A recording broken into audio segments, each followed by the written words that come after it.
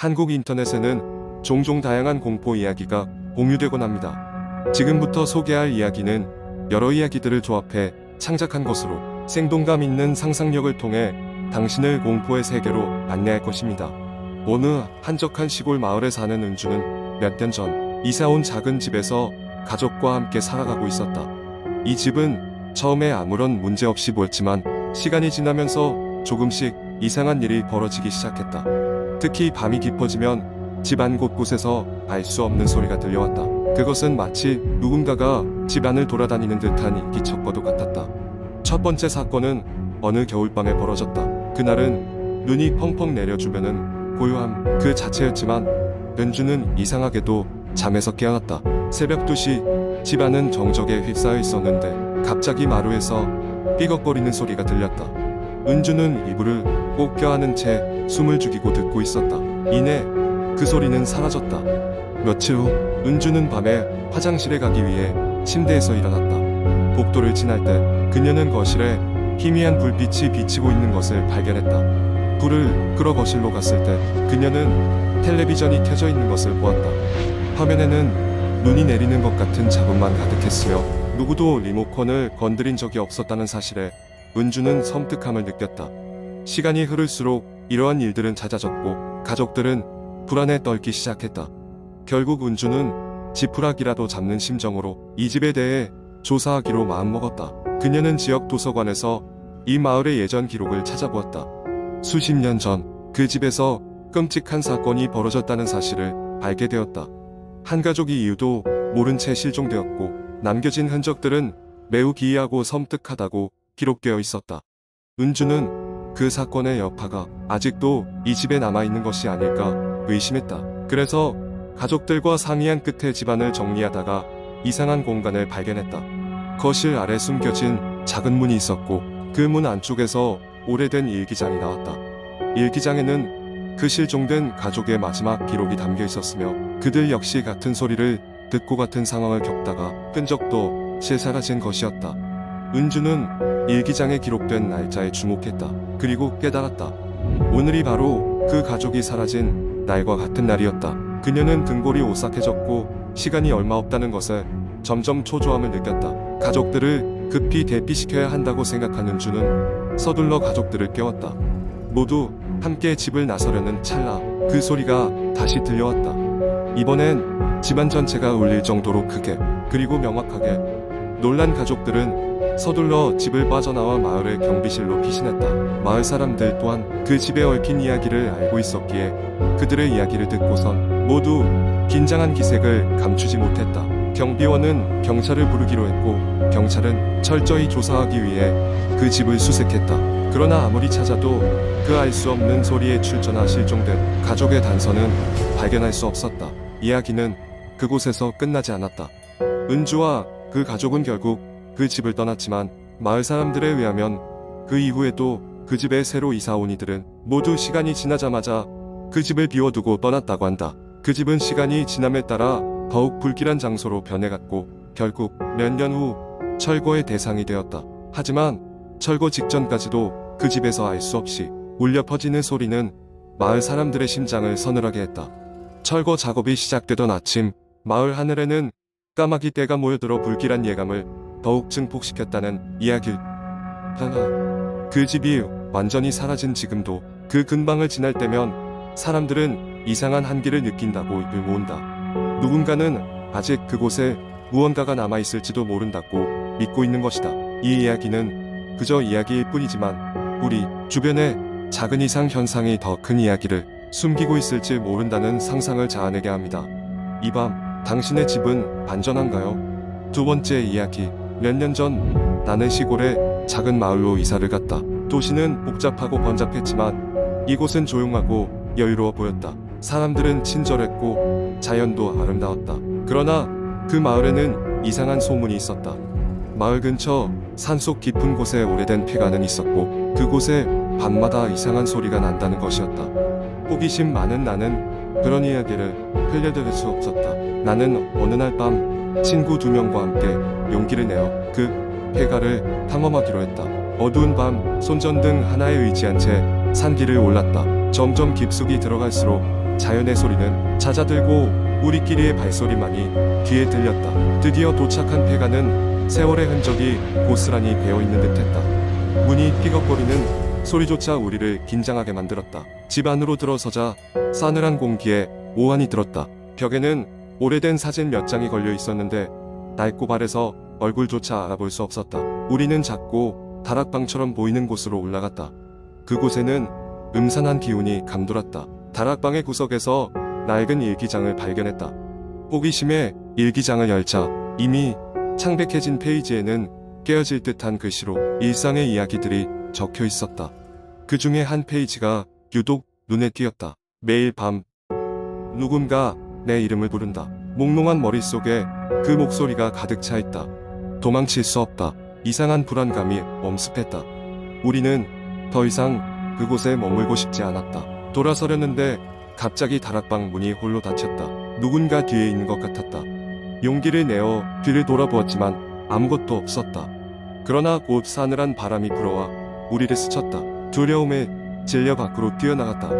폐가를 벗어날 때까지 뒤도 돌아보지 않았다. 그 후로도 밤이 되면 그때의 기억이 떠올랐다. 마치 누군가 나를 바라보고 있는 듯한 느낌에 잠을 이룰 수 없었다. 몇 주 뒤 마을의 한 어르신에게 그 이야기를 전했다. 어르신은 말없이 고개를 끄덕이며 예전 그 집에 살던 가족에 대한 이야기를 해주었다. 그 집에는 한 여인이 살았고 그녀는 밤마다 사랑하는 이를 기다렸다고 한다. 그러나 소식 없는 기다림 속에 그녀 또한 사라졌다고 했다. 그 이후로 그 집은 비어 있었다. 나는 그 이야기를 듣고 곰곰이 생각했다. 그 여인은 여전히 그곳에 있었던 걸까? 아니면 단지 우리들의 착각이었을까? 진실은 알 수 없었지만 그때의 경험은 내게 잊을 수 없는 기억으로 남았다. 그 후로 나는 더 이상 무모한 호기심에 사로잡히지 않기로 다짐했다. 그러나 아직도 가끔씩 밤이 되면 그날 밤의 서늘한 바람이 느껴지곤 하다. 세 번째 이야기. 서울 외곽의 작은 동네에 위치한 버려진 병원에 관한 이야기는 오랫동안 많은 사람들 사이에서 전해져 내려오고 있었다. 이 병원은 한때 번창했지만 알 수 없는 이유로 급작스럽게 폐쇄되었고 그 이후로도 아무도 건물에 들어가려 하지 않았다. 간혹 용감한 몇몇이 모험 삼아 들어갔다가 기묘한 일들을 겪었다고 소문이 돌았다. 그 지역에서 태어나고 자란 민우는 친구 경수와 지원 그리고 유진과 함께 그 버려진 병원을 탐험해 보기로 했다. 그들은 학교에서 괴담을 듣고 서로 겁을 주며 웃어 넘겼지만 급기야 직접 확인해 보기로 결심한 것이다. 금요일 밤 학교 수업이 끝나자마자 네 사람은 손전등과 카메라를 챙겨 병원으로 향했다. 병원에 도착하니 생각보다 훨씬 더 으스스한 분위기의 건물이 그들을 맞이했다. 창문은 대부분 깨져 있었고 문짝은 오래되어 삐걱거렸다. 병원 앞에서 잠시 머뭇거리던 그들은 용기를 내어 문을 열고 들어갔다. 긴 복도가 그들 앞에 펼쳐졌다. 벽에는 바랜 포스터들이 붙어 있었고 곳곳에 먼지가 쌓인 장비들이 흩어져 있었다. 그들은 조심스레 발걸음을 옮기며 카메라로 안을 촬영하기 시작했다. 몇 분이 지나자 갑자기 경수가 섬뜩한 소리를 들었다고 말했다. 저기에서 누군가 우는 소리가 들려 경수가 가리키는 방향은 복도의 가장 깊숙한 곳이었다. 민우는 친구들을 안심시키려 했지만 속으로는 두려운 마음이 엄습했다. 그들은 결국 그 소리의 정체를 확인해 보기로 결심했다. 복도를 따라 걸음을 옮기자 점차 소리가 또렷하게 들리기 시작했다. 살려줘. 제발. 손전등의 불빛이 닿은 곳 오래된 입원실에서 나지막한 목소리가 울려 퍼지며 네 사람의 등골을 오싹하게 만들었다. 방 안으로 들어가자 병상 하나가 유난히 눈에 띄었다. 낡은 매트리스에는 큰 얼룩이 남아 있었고 그 위에는 작은 봉제 인형이 놓여 있었다. 인형은 오래되어 너덜너덜해 보였다. 지호는 장난스럽게 인형을 들어 올렸다. 순간 병원 전체가 갑자기 차가워지며 이상한 전기 같은 기운이 감돌았다. 손전등의 불빛이 깜빡이기 시작하더니 복도 끝에서 어두운 실루엣이 나타났다. 그것은 분명 사람의 형체였으나 명확히 보이진 않았다. 실루엣은 고요히 그들을 응시했다.